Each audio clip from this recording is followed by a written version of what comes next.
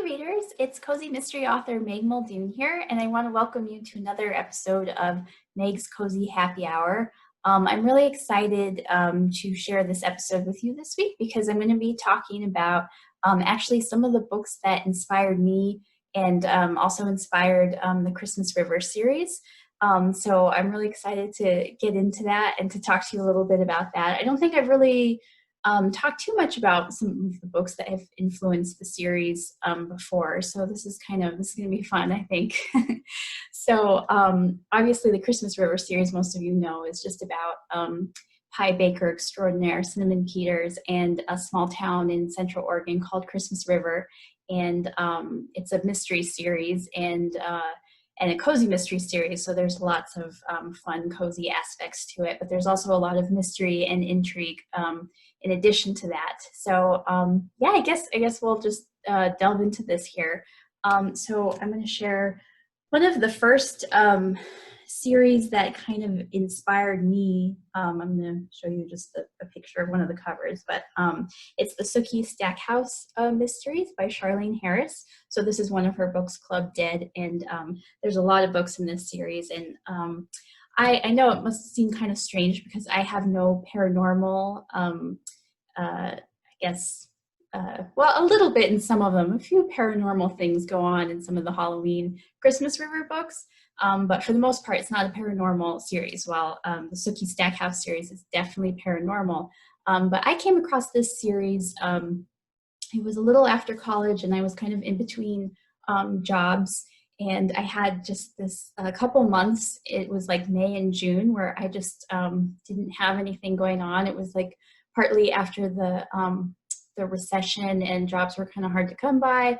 And I had been working at a call center before it was a cellular company, phone company, and they had gotten bought out by a bigger company. And so pretty much everybody was laid off at that call center, including myself. So it was kind of this in-between time where I was looking for another job, but part of me was like, I should probably just take advantage of this time and get some reading in and do some fun things that I want to do. And I've always loved reading, but I never really became like a series kind of person where I was like reading different book series and really into a series until I came across Charlaine Harris's books.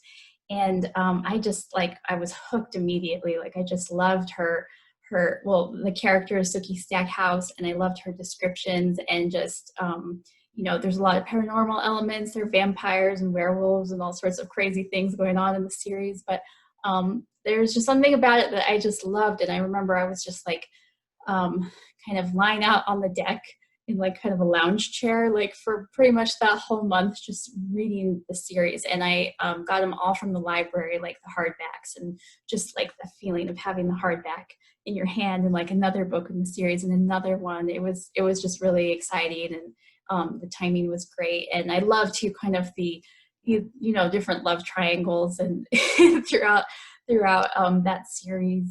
And Sookie's just a great character. And I was actually lucky enough to hear Charlaine Harris talk at a writing conference, BoucherCon in New Orleans a few years ago. And she was just so great. And it was really, I didn't get to meet her, but it was just really exciting to hear her speak. And just, she didn't really talk too much about her books, but she was just talking about different crime books and things like that. And it was really exciting to just see her in person because the books had meant so much to me. So anyway, that was that Sookie Stackhouse series I really loved a lot.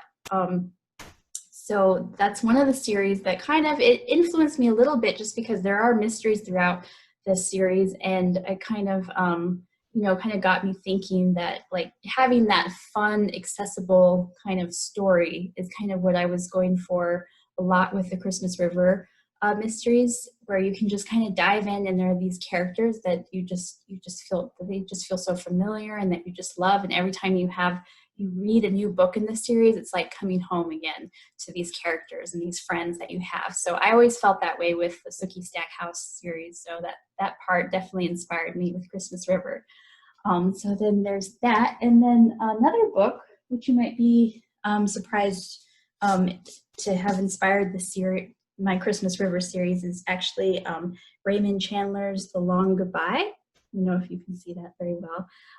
But it's this book, but it's also the genre of just film, or not film noir, but crime noir books, and also the films that came from these books later on. But I stumbled across these mysteries, Raymond Chandler, probably about the same time, a little after I was getting into like the Sookie Stackhouse books. And I just love so much just the nostalgia of the time period in these books, kind of that classic feel to them. And just the writing was so good in all of these, just like so.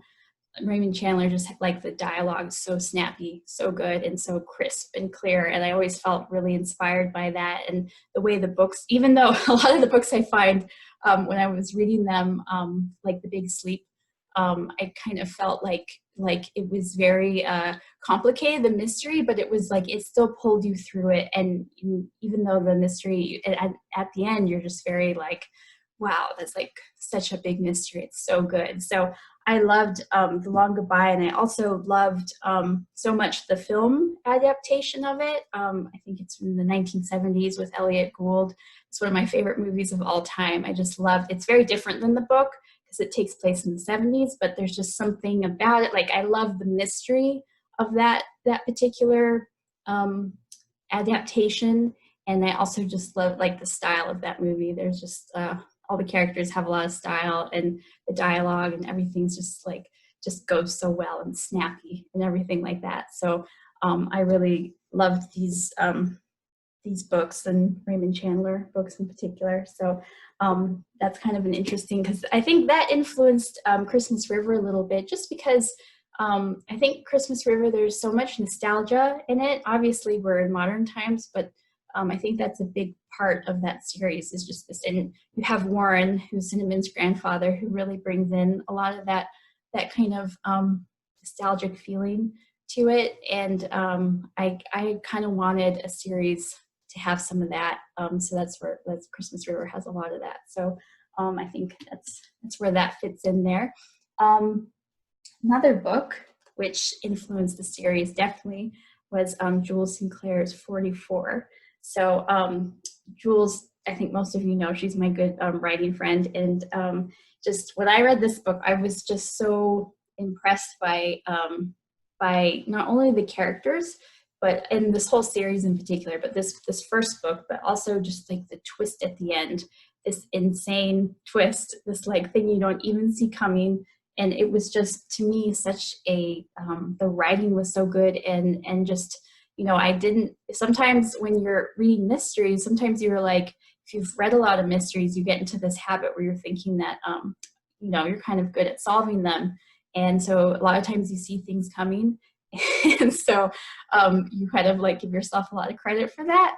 But this one just knocked me out because I didn't see that coming at all, that ending. And it was just such a surprise. And it was just, and in all the books after that, it's just such a good series, and just phenomenal series. And I really, I just enjoyed reading them so much. And Jules is a really good friend of mine, so that was really cool that that we were friends. And yeah, she's this book I would recommend a lot. But I think it helped me a little bit with the Christmas River series, just because it you know, that idea of those twists and plot lines that you just, and parallel plot lines too, like the way Jules built this book, where you have kind of two mysteries going on at the same time, and a lot of distraction going on throughout that taught me a lot about how to build a mystery in my own books. So that definitely influenced Christmas River. Also, it takes place in Oregon, so that fit in too. As you know, Christmas River takes place in Oregon also. So there's that book. And then this book, If You Want to Write, by Brenda Ueland, is more of kind of like a broad book. It just influenced me as a writer, not necessarily in particular Christmas River, because it's a nonfiction book. And if there are any writers out there who are seeing this, I would totally recommend reading this book. This is probably the only book that I think I actually read in like one sitting. Like I remember it was like a weekend, and this is actually my grandmother's copy of it, because she did some writing herself also, and so I was, this is her copy, and I got it, and it's just a really great book about writing and the spirit, you know, of kind of writing and tapping into kind of your I guess your muse, and kind of it's just, yeah, there's so many things within it that it's like is so invaluable in terms of the advice it gives about it. And yeah, I would totally recommend this. And this has had a really big, profound, it's a classic, but it's had a big, profound impact on my own writing and my life. And I still go back to it sometimes and read just different chapters. And it always reminds me of different things that I've forgotten throughout my writing journey. So it's definitely a great reference book, and I would highly recommend it if you are interested in writing. And so, yeah, that definitely has helped me throughout my my writing career. And then the next two books aren't really fiction books, but I think they've influenced the Christmas River series a lot. So this one, Sips and Apps by Kathy Casey. And as you can tell, it's like all worn down. You've got a lot of like little like markers here, different recipes. But this book, I think I got, I think I must have been maybe like 22. And I don't know where, I just saw it in the bookstore one day, and I was just like, oh, that looks great. And I ordered it from Amazon, I remember. And I really liked it because Kathy Casey is a chef that's based in Seattle, so the Pacific Northwest.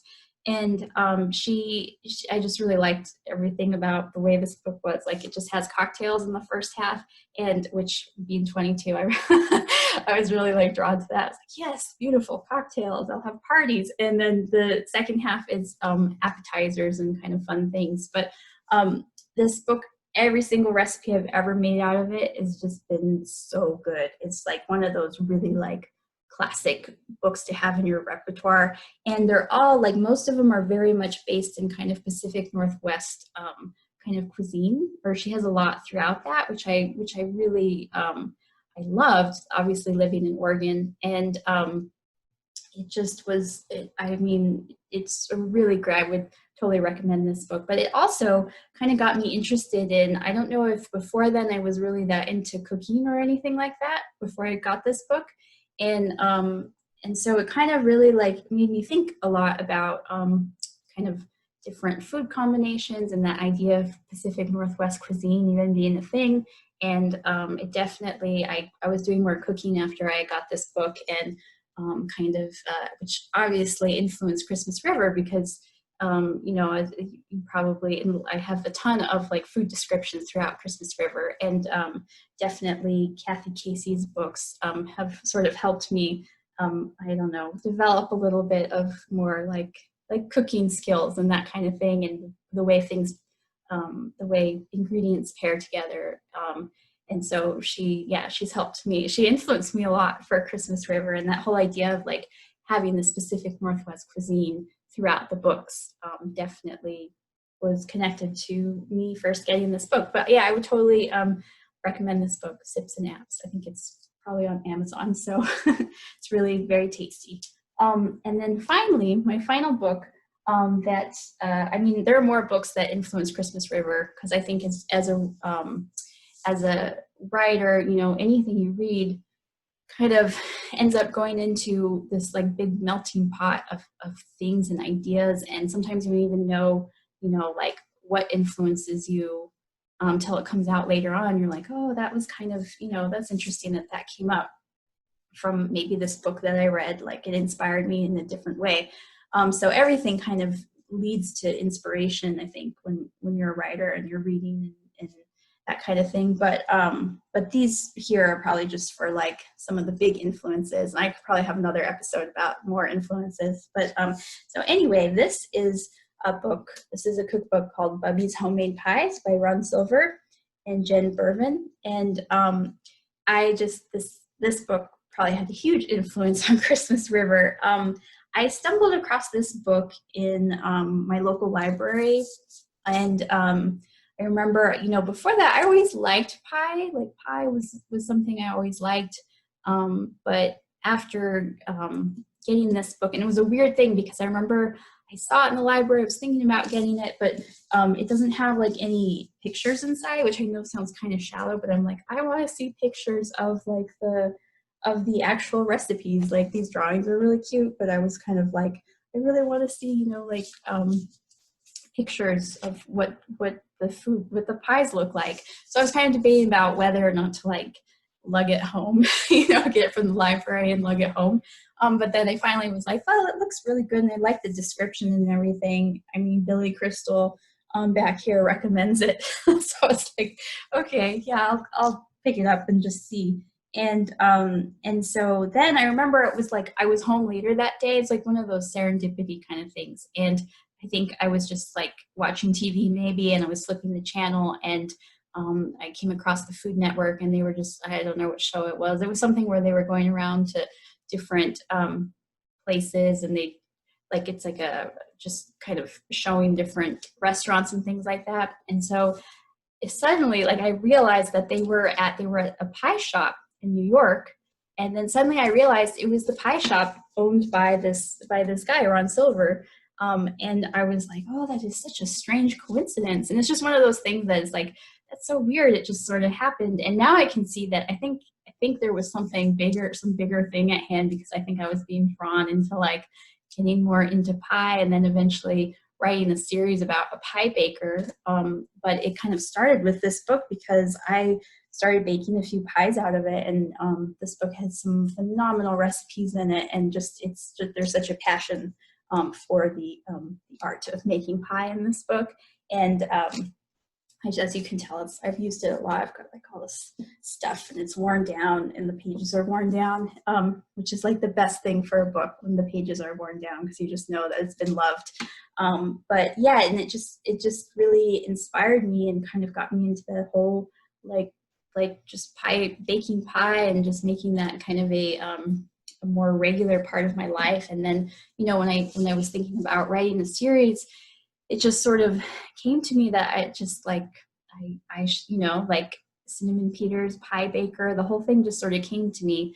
And, you know, this sort of inspired a passion for pies, this book.